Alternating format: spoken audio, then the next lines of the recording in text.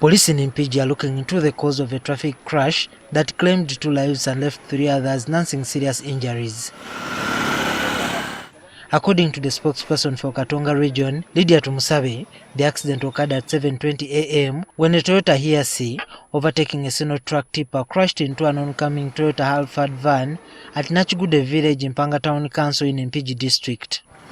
Our preliminary investigation shows that the driver of UBL 045K Toyota Hilux was driving recklessly. He was trying to overtake a sino truck and he rammed into the other vehicle that was coming from the opposite side.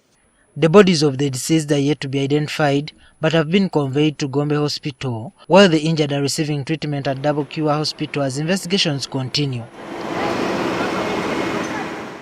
Elsewhere, 4 people are dead after a Kenyan registered bus traveling from Kigali to Kampala crashed into a car heading to Rwanda at Chitumba, 4 kilometers from Kabale town last night.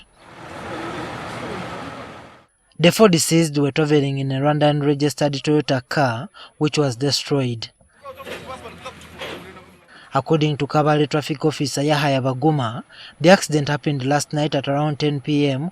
when the 2 vehicles failed to negotiate a corner. No one in a Simba coach was injured. This is the latest in a series of accidents that have claimed several lives after vehicles emerging or heading to Rwanda failed to negotiate corners owing to change in lane use from keep left to keep right.